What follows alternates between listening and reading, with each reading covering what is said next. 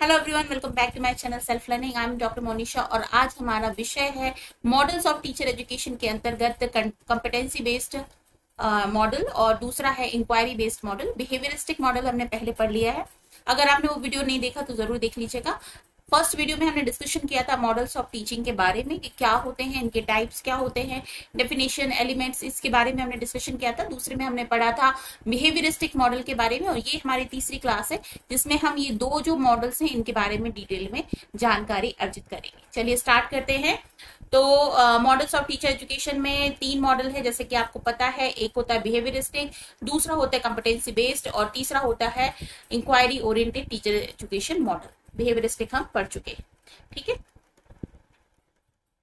ये कंप्लीट जो पीडीएफ है वो मैं शेयर करने वाली हूँ टेलीग्राम चैनल पर, तो आप उसे वहां से डाउनलोड कर सकते हैं और ये पूरा पीडीएफ आपको मिल जाएगा, ठीक है। तो स्टार्ट करते हैं competency based teacher education model. तो फर्स्ट हमने बिहेवियरिस्टिक मॉडल पढ़ लिया है, ठीक है। तो यहाँ पर देखिए, यहाँ पर आपको दिखाई दे रहा है ये टीचर एजुकेशन मॉडल जिसको कहा जाता है टीचर कॉम्पिटेंसी, ठीक है। इसमें क्या क्या चीजें आती हैं, तो सबसे पहले तो बात कर लेते हैं। हम यहाँ पर आते हैं तो ये आ जाता है हमारा करिकुलम, फिर आ जाता है हमारा इफेक्टिव प्लानिंग, फिर आ जाता है क्लासरूम मैनेजमेंट, फिर आ जाता है effective instructions, student achievement, equity, diversity, और आ जाता है प्रोफेशनलिज्म और स्टूडेंट आउटकम्स, ठीक है। तो ये है, अगर हम कॉम्पिटेंसी बेस्ड मॉडल की बात करते हैं तो ये है पूरा हमारा स्ट्रक्चर, ठीक है। सबसे पहले करिकुलम की बात की जाती है, आपको क्या पढ़ना है, क्या आपका पाठ्यक्रम है, कितने आपकी क्लासेस होंगी, कब आपका एग्जाम होगा, कब आपका असेसमेंट होगा, ये सारी चीजें करिकुलम के अंतर्गत आती है। तो ये आपका डिसाइडेड होना चाहिए, ठीक है। इफेक्टिव प्लानिंग, अब कुछ सब्जेक्ट्स जो होते हैं वो होते हैं थोड़े हार्ड होते हैं, कुछ सब्जेक्ट्स को पढ़ाने के लिए अलग टीचिंग मेथड की आवश्यकता होती है, कुछ मेथड्स होते हैं, सब्जेक्ट ऐसे होते हैं जो किसी अलग मेथड के माध्यम से पढ़ाए जाते हैं। तो परफेक्ट प्लानिंग आपके पास होनी चाहिए। एज अ टीचर आप अगर है तो आपके पास में परफेक्ट प्लानिंग होनी चाहिए। क्लासरूम मैनेजमेंट की बात होती है, जैसे क्लासरूम में कितने स्टूडेंट्स बैठेंगे, क्लासरूम की व्यवस्था कैसी होगी, कहाँ आपका बोर्ड होगा, कहाँ आप चार्ट डिस्प्ले करेंगे, कहाँ आप डेमोन्स्ट्रेट करेंगे, क्या आप स्टोरी टेलिंग करने वाले हैं तो किस तरीके से करेंगे। अगर कोई ऐसा विषय है जिसमें आपको कुछ वीडियो प्रेजेंटेशंस देने हैं तो वो आप किस प्रकार से देंगे, कितने सारे स्टूडेंट्स होंगे, उनको डिसिप्लिन वाइज अरेंज करना है ताकि क्लास का डिसिप्लिन बना रहे, क्लास में हर तरह का बच्चा जो है वो पूरी तरह से कहना चाहिए सजग होकर अपनी क्लास में बैठे। तो ये सारा क्लासरूम मैनेजमेंट के अंतर्गत आता है।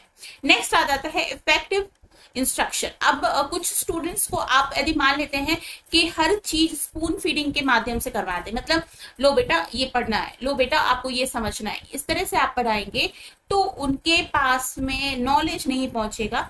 वो सिर्फ क्या करेंगे, रट लेंगे, रटने के बाद परीक्षा में हो सकता है पास हो जाए, एग्जाम में अच्छे नंबर आ जाए, लेकिन नॉलेज उनके पास नहीं मिलेगा, ठीक है। तो बहुत सारी चीजें ऐसे होती हैं, बहुत सारे विषय ऐसे होते हैं, टॉपिक ऐसे होते हैं जिसमें आपको स्टूडेंट्स को इंस्ट्रक्शंस देने होते हैं कि आप केवल एक फैसिलिटेटर का काम करेंगे, बाहर से उनको देखेंगे, ऑब्जर्व करेंगे, लेकिन वो काम अपने हिसाब से, अपनी स्ट्रेंथ के हिसाब से करेंगे, ठीक है। तो इंस्ट्रक्शंस बहुत महत्वपूर्ण यहाँ पर हो जाते हैं।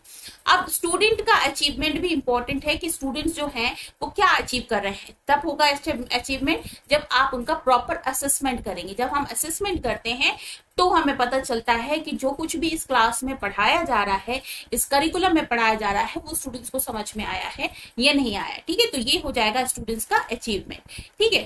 फिर आ जाता है हमारा क्या,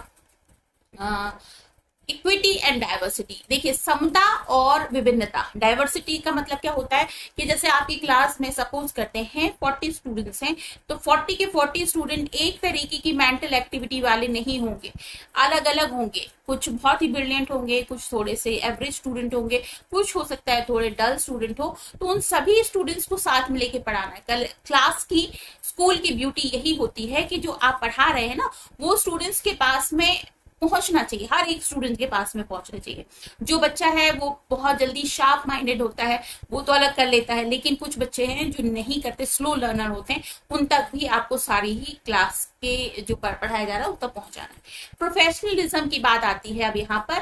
प्रोफेशनलिज्म क्या होता है? तो प्रोफेशनलिज्म की देखिए, अगर मैं बात कहूं तो क्लास जो है कब स्टार्ट होनी है, कब खत्म होनी है, कब उसका टेस्ट होना है, कब आपका एक्टिविटीज होना है, ये सारी चीजें परफेक्ट होनी चाहिए। अगर आप सोचें कि चलो कोई बात नहीं, आज नहीं कल करा लेंगे, परसों करा लेंगे, इस तरह से नहीं होता।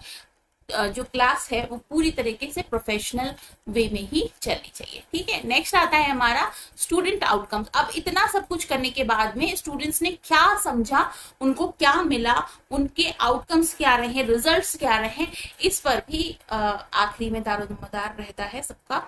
तो ये है जो पूरा मॉडल है ना, ये कहलाता है competency based teacher education model. Clear? अब बात कर लेते हैं, थोड़ा इसको समझने की कोशिश करते हैं हम, क्या है ये। तो फर्स्ट आता है हमारा सेंटर अराउंड द कॉम्पिटेंसी और the specific skill and knowledge that teacher need. अब आप टीचर हैं तो आपके पास में किस तरीके की स्किल ओरिएंटेड स्किल्स आपके पास होनी चाहिए, कॉम्पिटेंसीज होनी चाहिए, तो उसे कहा जाता है इसके। अब इसको थोड़ा हिंदी में समझ लेते हैं। कुछ हमारे स्टूडेंट्स हैं जो कॉम्पिटेंसी का मतलब नहीं समझेंगे, तो इसका हिंदी में जो अर्थ होता है वो होता है प्राधिकृतता। ठीक है, प्राधिकृतता मॉडल। ठीक है, बहुत सारे स्टूडेंट्स जो हैं जो कई बार बोलते हैं कि मैडम आप इंग्लिश में पढ़ा रहे हैं। देखिए, मैं बोल पूरा हिंदी में रही हूँ, लेकिन बहुत सारे ऐसे टर्म्स होते हैं जिन्हें आप इंग्लिश में ही याद रखें तो ज्यादा जरूरी है, क्योंकि इसकी हिंदी बहुत टफ होती है। अब देखिए, कॉम्पिटेंसी बोलना आसान है, लेकिन प्राधिकृतता बोलना थोड़ा सा टफ है। बाकी आप लोग जो जिस तरीके से भी समझना चाहें वो आप पर निर्भर है। यह मॉडल शिक्षकों की प्राधिकृतता और योग्यता को महत्वपूर्ण मानता है, मतलब टीचर्स के अंदर कितना ज्यादा वो योग्य है, इसको इंपॉर्टेंस यहाँ पर दिया जाता है। शिक्षकों को उनके ज्ञान, उनके कौशल, उनके व्यक्तिगत विकास और के आधार पर क्या किया जाता है, तैयार किया जाता है। ठीक है, तो क्लियर हो गया आपको ये कॉम्पिटेंसी बेस्ड मॉडल। अब ये क्या है, it shift the focus from more knowledge, more content knowledge to practical ability. अब यहाँ पर बात करी जाती है कि आप कंटेंट नॉलेज को अपना एनहेंस करें, बढ़ाएं, और उसको प्रैक्टिकली आप किस तरीके से एलिब्रेट कर सकते हैं अपने स्टूडेंट्स के पास में, उसको भी आप ध्यान दें, उसकी योग्यता को भी बढ़ाएं। नेक्स्ट आ जाता है teachers candidates are assessed based on their ability to demonstrate their competency। ठीक है, आप अपने आप को असेस करें, उसके बाद अपनी एबिलिटी, अपनी योग्यता को बढ़ाएं। दिस मॉडल इसमें क्या है, LI with the idea effectiveness teaching involve a combination of knowledge, skill and attitude. Bloom mastery learning model and Bruner concept attainment model are example of the competency based model. अब Bloom का जो teacher education का model है, ये सब आपने पढ़ा होगा, जिसमें अलग अलग स्टेप्स बताए गए हैं, जिसके बारे में आपको मैंने बहुत अच्छे से समझाया था ब्लूम के टीचर एजुकेशन मॉडल के बारे में। अगर वीडियो नहीं देखा है ब्लूम का तो जरूर देखिएगा, ब्लूम की टेक्सोनॉमी से भी बहुत क्वेश्चंस आते हैं। ठीक है, तो जो कॉम्पिटेंसी बेस्ड मॉडल के एग्जाम्पल की बात करें तो ब्लूम का जो मॉडल है वो और ब्रूनर का जो कॉन्सेप्ट अटेनमेंट का मॉडल है, वो दोनों ही ये कॉम्पिटेंसी बेस्ड मॉडल के एग्जाम्पल्स हैं। आ जाता है अब कंप्यूटर बेस्ड टीचर मॉडल। ठीक है, अब यहाँ पर देखिए कॉम्पिटेंसी जो है वो क्या है, किस पर बात करता है, it's implies know how to act. मतलब किस पे बात करी जाती है, हाउ टू एक्ट।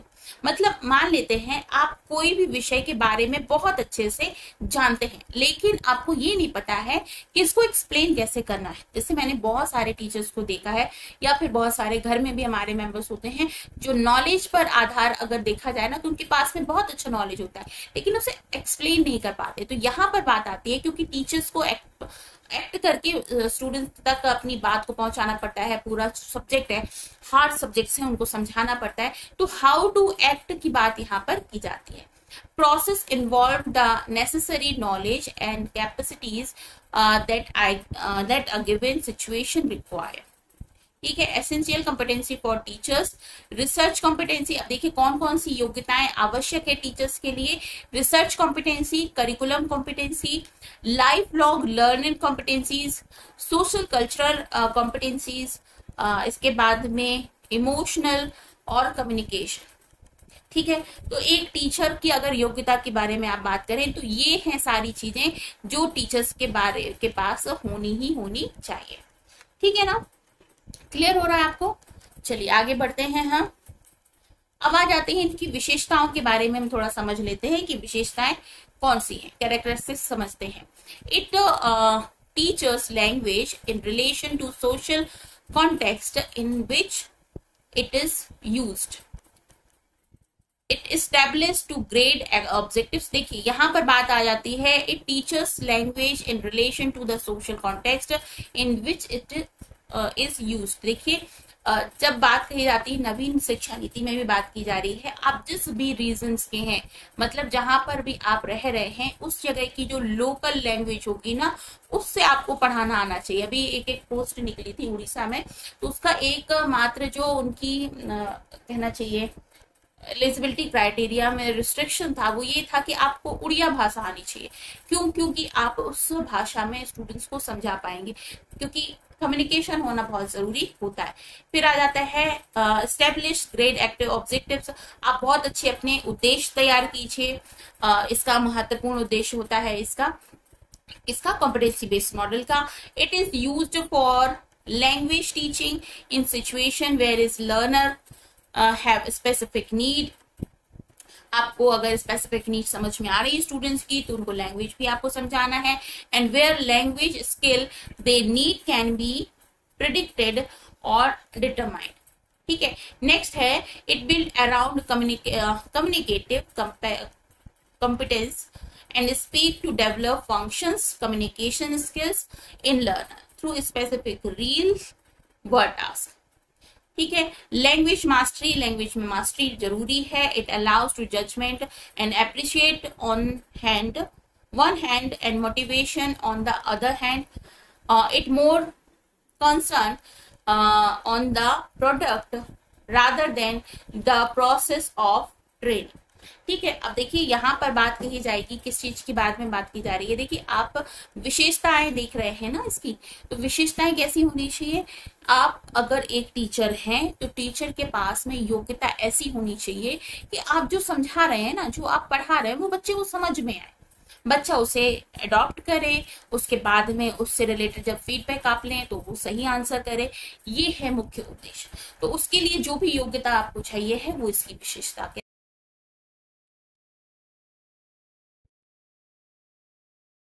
चलिए अब बात कर लेते हैं हम, जो हमारा नेक्स्ट मॉडल है वो है इंक्वायरी ओरिएंटेड मॉडल, जिसको समझते हैं क्या है इंक्वायरी ओरिएंटेड। इंक्वायरी से आपका अर्थ क्या समझ में आ रहा है।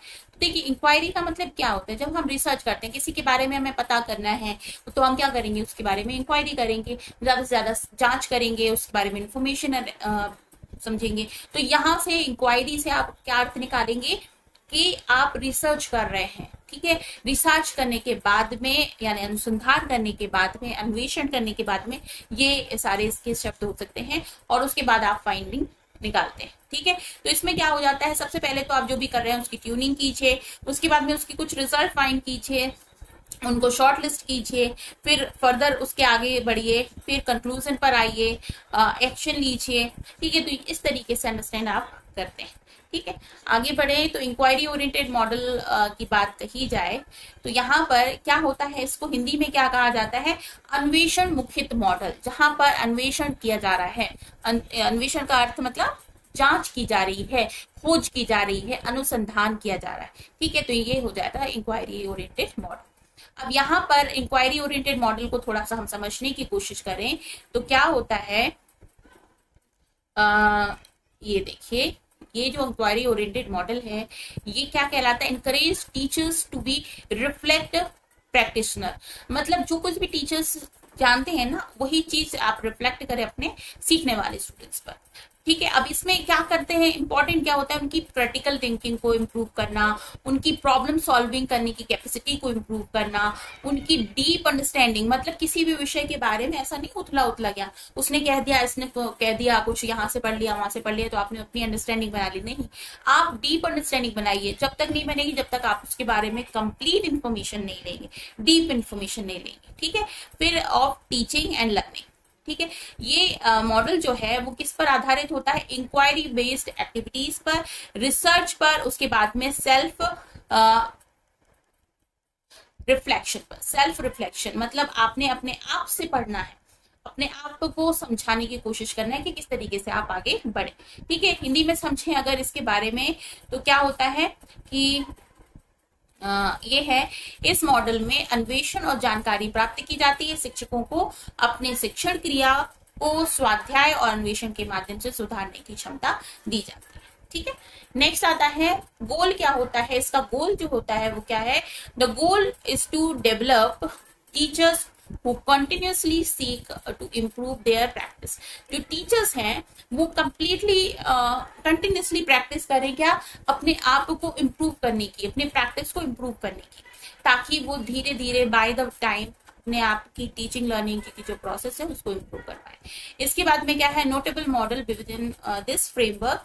जो फ्रेमवर्क में देखा जाए तो क्या है, सचमैन का एक मॉडल है, इंक्वायरी मॉडल, और दूसरा जो है बंड्यूरा का है। इसको आपको याद रखना। देखिए यहाँ से क्वेश्चन बन सकता है कि इसके जो मॉडल्स हैं वो कौन कौन से मॉडल है। तो सचमैन का इंक्वायरी मॉडल है, इंक्वायरी ट्रेनिंग मॉडल, और बंड्यूरास का है। ठीक है, इसी के साथ साथ में जो हमने इसके पहले भी पढ़ा था उनकी भी नाम आपको याद रखने चाहिए, क्योंकि यहाँ से प्रश्न बन सकता है कि ब्लूम का मास्टरी लर्निंग मॉडल था जब हमने कॉम्पिटेंसी बेस्ड मॉडल पढ़ा था, और ब्रूनर का कॉन्सेप्ट अटेनमेंट मॉडल था।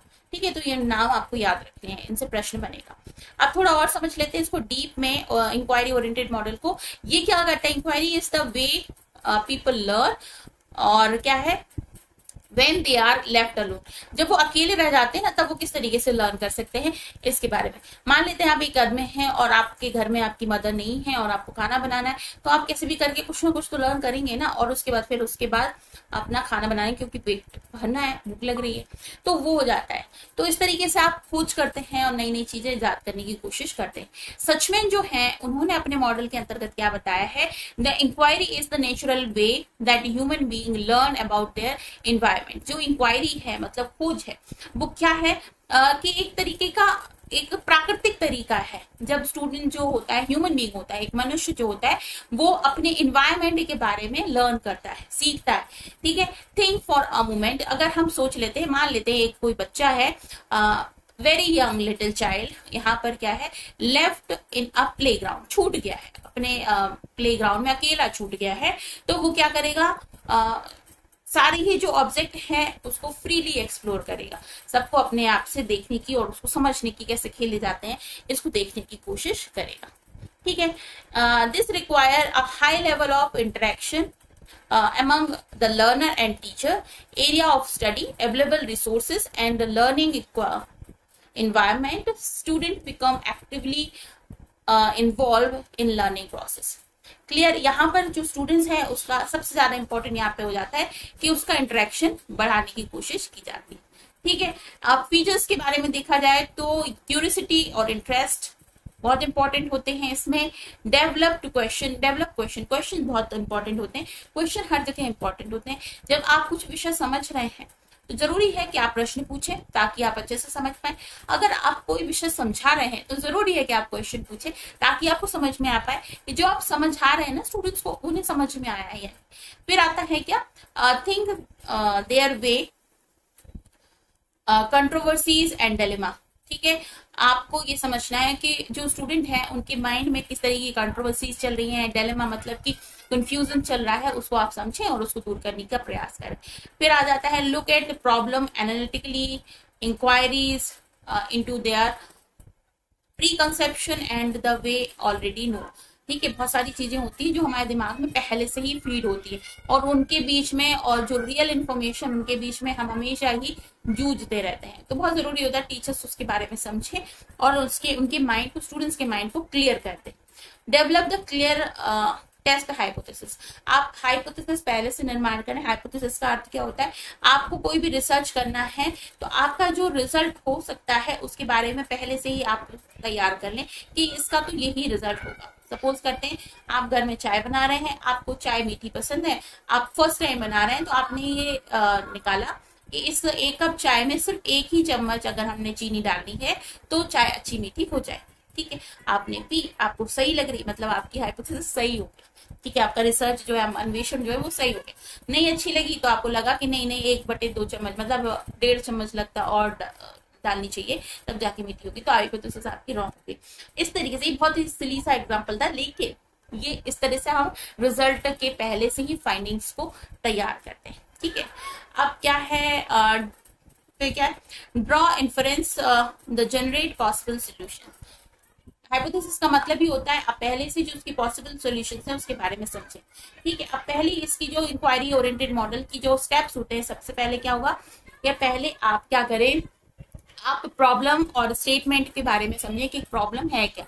उसके बाद आप डेटा कलेक्ट करें, एनालिसिस करें और उसके बाद में कंक्लूजन पे निकले। अब क्या होता है, मान लेते हैं आपको ये पता करना है 2010 से लेकर 2020 तक किसी एक स्कूल में जो गर्ल चाइल्ड है, ठीक है, जो गर्ल चाइल्ड है उसकी जो अटेंडेंस है, या फिर कहना चाहिए उसके जो एडमिशन का रेट है, उसमें किस तरीके से बढ़ोतरी हुई है। मान लेते हैं 2010 में सिर्फ 100 बच्चियां थी, फिर उसके बाद 10 और बढ़ गई, फिर 10 और बढ़ गई, फिर 10 और बढ़ गई। तो ये क्या मिल रहा है आपको, 10 साल का आपको डेटा मिलेगा। इसी डेटा से तो आप अपने रिजल्ट पे बताएंगे, है ना। तो ये होता है डेटा कलेक्शन। उसके बाद फिर बाद में इसका सभी डेटा को कलेक्ट करने के बाद आप उसका विश्लेषण करते हैं। उसके बाद फिर आप क्वेश्चन पर पूछते हैं, कंक्लूजन पे पहुंचते हैं कि निष्कर्ष क्या निकला। ठीक है, आगे बात करते हैं एडवांटेज की। तो एडवांटेज क्या होते हैं, इसका मतलब जो इंक्वायरी टीचिंग मॉडल है इसकी क्या एडवांटेज है। तो इट डेवलप साइंटिफिक प्रोसेस, ये क्या है, साइंटिफिक प्रोसेस को इम्प्रूव करती है। It develop among student and strategy for creative inquiry, creative inquiry को डेवलप करती है। It develop among student independence and autonomy learning, students की स्वतः किसी चीज को अध्ययन करना, सेल्फ स्टडी को इम्प्रूव करना, और या फिर किसी के इंस्ट्रक्शन में अपनी स्टडी को इम्प्रूव करना, दोनों को ही बढ़ाती है। It develop among student the ability to tolerate ambiguity. It makes student understand the tentative nature of knowledge, मतलब आपका टेंटेटिव नेचर मतलब अनुमानित जो चीज है उसके बारे में समझें। इट डेवलप स्पिरिट और ऑफ क्रिएटिविटी अमंग स्टूडेंट, आप क्रिएटिविटी को इनहेंस करते हैं स्टूडेंट्स की। ठीक है, तो ये था आज का हमारा इंक्वायरी मॉडल, और दूसरा था हमारा, पहला था कॉम्पिटेंसी बेस्ड मॉडल। और इसके पहले हमने इस जो हमारा पूरा teaching learning model, teacher education के जो मॉडल्स का था, इसमें हमने 3 लेसन में इसको कंप्लीट किया है, 3 वीडियो में कंप्लीट किया है।